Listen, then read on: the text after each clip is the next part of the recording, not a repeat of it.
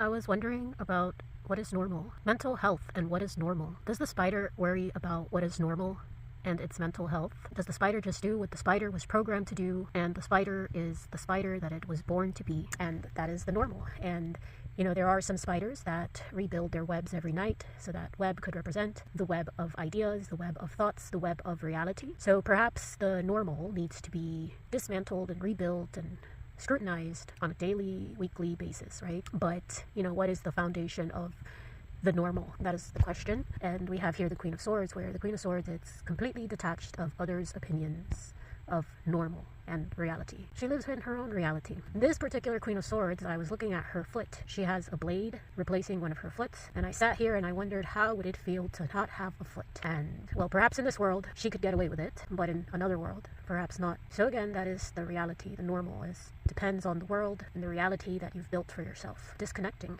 from the expectations and just worrying about the transformation process. There could be something about perhaps ideas, thoughts, even hearing voices, whether it's you hear the animals that speak to you, perhaps you hear the voices of deceased loved ones, or just invisible helpers. Is this normal? Well, in another world it would very well be, but again, you need to question normal according to what and to who, and sometimes normal, at least your normal, requires you to detach, and that is the energy here of Lilith, who is completely detached. She is independent and free, not allowing herself to be dominated by another's expectations, by the thoughts of another. She lives her life as she sees fit, and that is her normal, while others in their own normal might view Lilith as a evil entity or rebellious. Others may see Lilith as the ideal entity, raw force, raw energy for creating her reality and the embodiment of knowledge and wisdom. And then here we have the Two of Wands, which in regards to what is normal, planning your life or life plans. What are they founded on?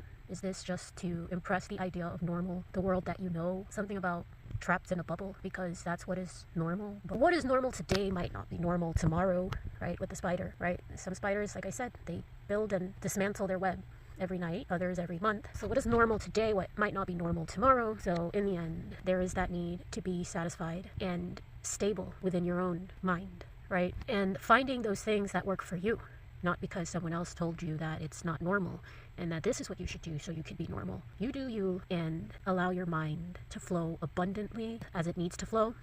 Water your mind, and that is through allowing your thoughts to flourish, your own individual thoughts to flourish, and feeling firm in that individuality, not waiting for the approval of others to tell you what is normal.